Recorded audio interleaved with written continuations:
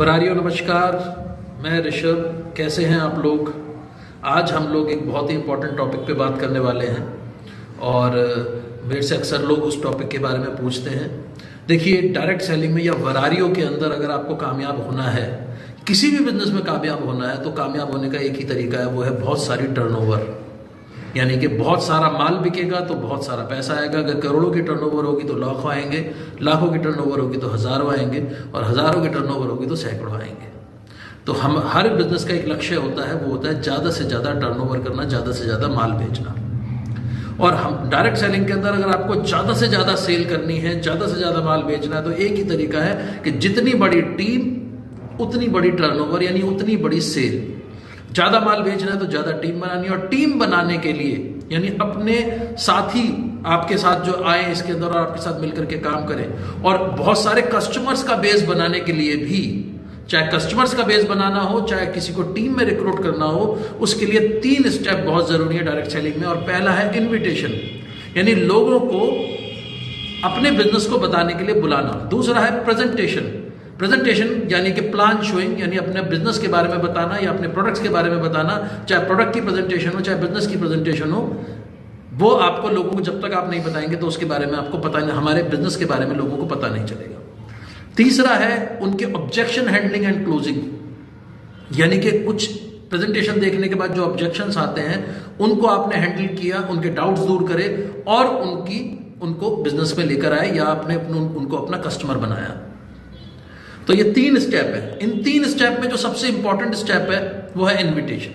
क्योंकि अगर इनविटेशन ही ठीक नहीं होगा, अगर लोग ही नहीं आएंगे हमारा बिजनेस को या हमारे प्रोडक्ट्स को देखने के लिए, तो फिर प्रेजेंटेशन की और ऑब्जेक्शन हैंडलिंग की और क्लोजिंग की तो नौबत ही नहीं आएगी, और आपका बिजनेस कभी भी आप बड़ा बिजनेस नहीं कर सकते।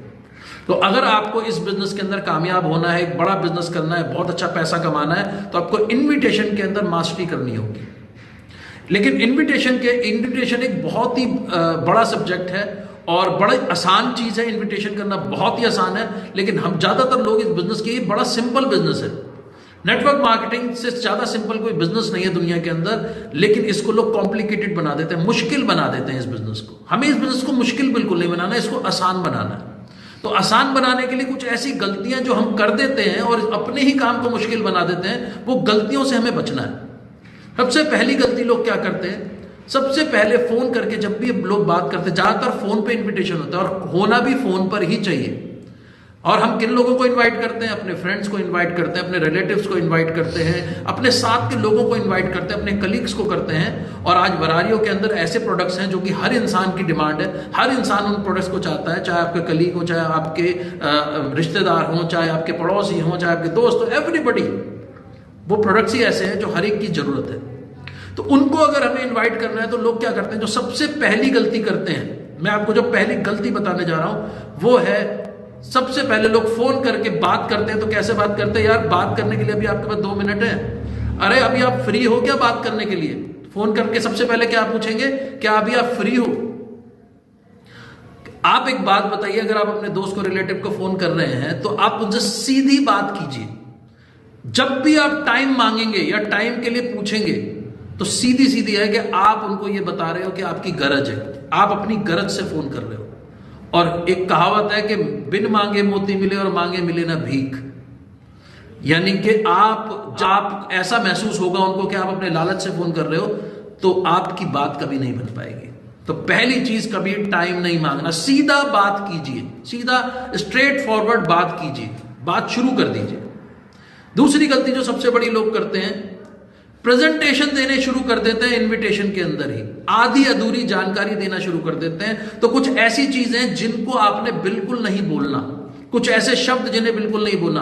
पहला, हमारी कोई अपलाइन आ रहे हैं, अपलाइन शब्द, हमारे सीनियर आ रहे हैं, उनसे मिलवाना है आपको, हमने कोई काम शुरू करा, ज्वाइनिंग शब्द बोलना। प्रोडक्ट बहुत अच्छे हैं, लोग प्रोडक्ट्स के बारे में बताना शुरू कर देते हैं। इनविटेशन में प्रोडक्ट्स के बारे में जानकारी देनी शुरू, अरे बहुत अच्छे प्रोडक्ट हैं, बहुत सस्ते प्रोडक्ट हैं, बहुत बढ़िया प्रोडक्ट हैं, ये बोलना शुरू कर देते हैं। फिर सामने वाला और पूछता है उनके बारे में, वो पूरी प्रेजेंटेशन देनी शुरू कर देते हैं, और फोन पर ही आधी अधूरी प्रेजेंटेशन देते हैं, और आधा सच झूठ से भी बुरा होता है। भाई, आप इनविटेशन के अंदर आपका मकसद क्या है? इनविटेशन का केवल एक ही मकसद है कि वो प्रेजेंटेशन देखने के लिए आ जाएं, चाहे आपके घर पे हो, चाहे कहीं पर भी हो, चाहे किसी सेमिनार में हो। सिर्फ इनविटेशन का एक ही मकसद है, लेकिन इनविटेशन में ही लोग प्रेजेंटेशन देनी शुरू कर देते हैं। लोग जो है इनविटेशन के अंदर ही आधी अधूरी जानकारी दे देते हैं। इससे होता क्या है, आज तक हिंदुस्तान के अंदर जो डायरेक्ट सेलिंग का बिजनेस है, पिछले 25-26 सालों से बिजनेस चल रहा है, लेकिन एक चीज देखी गई है कि बहुत सारी कंपनियां, बल्कि ज्यादातर कंपनियां इस तरह की कंपनियां काम कर रही हैं, या तो पॉन्जी स्कीम्स हैं। कुछ लोग ऐसे हैं जो पॉन्जी स्कीम्स में जाकर के अपना नुकसान कर चुके हैं। कुछ लोग ऐसे हैं जो ऐसी कंपनियों के साथ काम कर चुके हैं जिनके बहुत ही महंगे प्रोडक्ट होते हैं, जो कि 100 रुपए की चीज 500 में, 1000 रुपए में बेचा करती हैं। तो ऐसी कंपनी, और ज्यादातर लोग ऐसी कंपनियों के अंदर जाकर के अपना नुकसान कर चुके हैं। और वरारियो एक बहुत ही शानदार प्लेटफॉर्म है, जिसका हिंदुस्तान के अंदर बहुत ही सस्ते प्रोडक्ट हैं, गारंटी वाले प्रोडक्ट्स हैं, जो कि आप यूज करके वापस अपने घर बैठे कर सकते हैं। ये मेरे को बात रिपीट करने की जरूरत नहीं है। आज रेवोल्यूशन है डायरेक्ट सेलिंग में वरारियो। लेकिन जब आप अपनी इनविटेशन के अंदर आधा अधूरा ज्ञान देते हैं, तो उनको सबसे पहली गलतफहमी यही होती है आपके प्रोस्पेक्ट को, कि या तो आप जिन कंपनियों में पहले वो काम करके नुकसान कर चुके हैं, या तो आप उन कंपनियों के जैसे हो, या वही कंपनी से बात कर रहे हो। तो वो आपकी इनविटेशन को कभी एक्सेप्ट ही नहीं करते। कोई ना कोई या तो बहाना बनाते हैं या डायरेक्ट आपके मुंह पे मना कर देते हैं। और इसी तरीके से हम अपने काम को मुश्किल बना देते हैं, जो कि बिल्कुल आसान काम है। तीसरी गलती सबसे बड़ी क्या करते हैं लोग, जब भी कोई ऑब्जेक्शन आता है, उसको उसी समय ऑब्जेक्शन को सॉल्व करने की कोशिश करने लगते हैं। जबकि ऑब्जेक्शन है, यानी कि जो भी कोई सवाल आया, सवाल ही जवाब है। यानी सवाल के बदले में आपने केवल सवाल। आपकी इनविटेशन जो है वो शॉर्ट होनी चाहिए। 45 सेकंड से लेकर के 1 मिनट तक आपकी ये इनविटेशन खत्म हो जानी चाहिए। अगर आप ज़्यादा लंबी इनविटेशन करते हैं, ज़्यादा लंबी बातचीत करते हैं, बहुत देर तक बोलते हैं, तो यहाँ पर आपके बहुत ज़्यादा चांसेस हैं कि आप अपने प्रोडक्ट्स के बारे में या अपने उसके बारे में आप आधी अधूरी जानकारी दे दें। उससे क्या होगा, सिर्फ गलतफहमी पैदा होगी, और वो आप नहीं चाहते। आप चाहते हैं कि वो ओपन माइंड से हमारी प्रेजेंटेशन के अंदर आए। लेकिन जब आप इन्विटेशन देते हैं, इन्विटेशन देते हुए वैसे तो अगर आप सही तरीके से इन्विटेशन दें तो किसी तरीके का कोई सवाल नहीं आएगा। लेकिन अगर फिर भी कुछ सवाल आपके पास आ जाते हैं, जैसे सवाल, यार थोड़ा बताओ तो सही क्या काम है, अच्छा बता तो दो काम क्या करना है, क्या चीज़ है, ऐसे बात हो सकती है, ऐसा बोला जा सकता है। तो यहाँ पर आपको क्या करना है, यहाँ पर आप बिल्कुल एक तरीका कर सकते हैं कि भाई मैं अभी तो बहुत जल्दी में हूँ, आपको जल्दीबाजी में फ़ोन करा है, मिल करके ही बात करूँगा आपसे, और आपने उस वक्त फ़ोन रखना है, क्योंकि आप नहीं चाहते कि उनके अंदर किसी भी तरह की कोई गलतफहमी पैदा हो। दूसरा, अगर मान लो कोई बिल्कुल ऐसे बोल दे, वैसे चांसेस कम है, लेकिन अगर बोल दे कि यार ये कहीं डायरेक्ट सेलिंग तो नहीं है, कहीं ये नेटवर्क मार्केटिंग तो नहीं है, कहीं ये MLM तो नहीं है, और भी कई चीजें बोल सकते हैं, कहीं ये चेन सिस्टम तो नहीं है, कहीं ये मेंबर बनाने वाला काम तो नहीं है। मान लीजिए उन्होंने कुछ बोला आपको, तो यहां पर ये आपके पास सवाल आया है, सवाल का कभी भी जवाब नहीं देना। बिल्कुल सही सुना आपने, आपने इनविटेशन के टाइम पर सवाल का कभी जवाब नहीं देना, सवाल के बदले सवाल पूछना है, क्योंकि सवाल ही जवाब है। मान लीजिए उन्होंने आपसे पूछा कि कहीं ये चेन सिस्टम तो नहीं है, तो आप क्या बोल सकते हैं सवाल के बदले? कौन सा सवाल? चेन सिस्टम मतलब, अरे कहीं ये वो मेंबर बनाने वाला काम तो नहीं है? मेंबर बनाने वाला काम मतलब, तो आपको क्या बोलेंगे? यार नहीं छोड़ो वो छोड़ो, आप बताओ आप क्या कहना चाहते हो।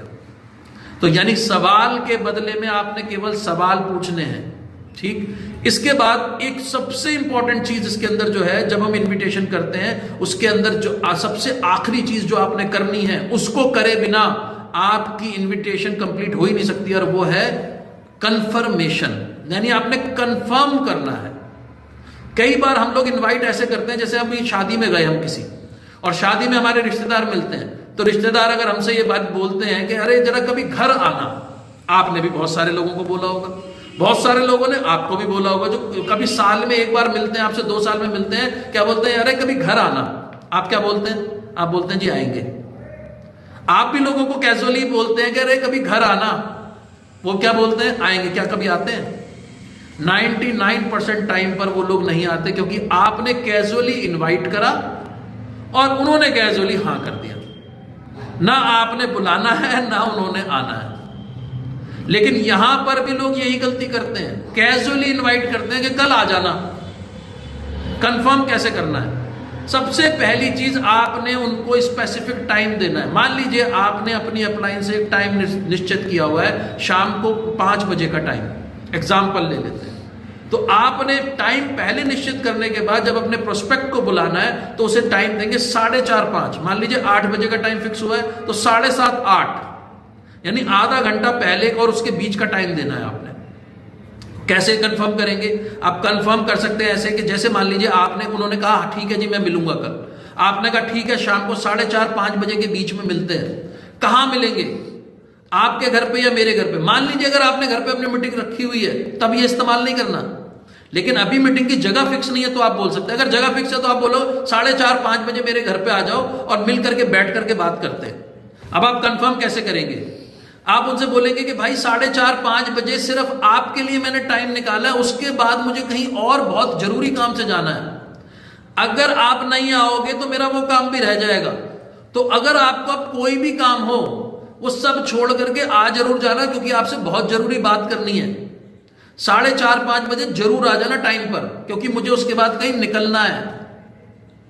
अगर आप, और फिर ये भी बोल सकते हैं कि अगर आप कल कोई डाउट है तो अभी बता दीजिए। अगर अब यहां पर वो हाँ बोलते हैं कि हाँ मैं आ जाऊंगा, तो अब उनके आने के चांसेस बहुत ज्यादा बढ़ जाते हैं। लेकिन हम लोग क्या गलती करते हैं, हम बोलते हैं कल शाम को 4:30 5 बजे आ जाना। मान लीजिए आपने सारी चीजें ठीक कर दी, 4:30 5 बजे आ जाना, उन्होंने कहा हाँ जी आ जाऊंगा, कोई कंफर्मेशन नहीं करी और फोन रख दिया। वो भी भूल गए क्योंकि उन्होंने कैजुअली हाँ कराया और आपने भी उनसे कंफर्मेशन नहीं करवाई। तो यहां पर कंफर्मेशन करवाना बहुत जरूरी है। अगर आप ऐसे इनवाइट करेंगे तो आपके लोगों के आने के चांसेस बहुत ज्यादा बढ़ जाएंगे। और एक और चीज, इनविटेशन का एक बहुत बड़ा रूल यह है कि किसी भी तरीके से बुला लीजिए, आपकी 100% प्रेजेंस कभी नहीं होगी। मान लीजिए आप कल चाहते हैं कि 3 से 4 लोगों को, मान लीजिए आपने सोचा कि 3 लोगों को कल मैं प्रेजेंटेशन अपने यहां पर अपने घर पर बैठा करके, या 5 लोगों को या 10 लोगों को आपने टारगेट बना रखा है कि कल मैं 5 लोगों को बुला करके प्रेजेंटेशन दिलवाऊंगा अपनी अप्लायंस से, या खुद दूंगा, जो भी आपका सिस्टम है। तो आपने कम से कम 10 को बुलाना है, तब 5 आएंगे। अगर आप सोच रहे हैं कि आपने 5 को इनवाइट करो और 5 ही आ जाएंगे, तो एंड टाइम पर कई बार किसी को जेन्युइन प्रॉब्लम भी हो सकती है। किसी की तबीयत खराब हो गई, किसी के पेट में दर्द हो गया, किसी को कहीं से कोई इमरजेंसी पड़ गई, किसी भी तरह की चीज इमरजेंसी हो सकती है। तो अगर आप 10 को बुलाएंगे तो आपके 5 के आने के चांसेस बढ़ जाएंगे बहुत ज्यादा। इस चीज का ध्यान रखना भी बहुत जरूरी है कि 100% प्रेजेंस कभी नहीं होती। तो इस तरीके से इन्वाइट कीजिए, अपने बिजनेस को बढ़ाइए। ऑल द बेस्ट, वरारियो, नमस्कार, थैंक यू वेरी मच, मिलते हैं आपसे।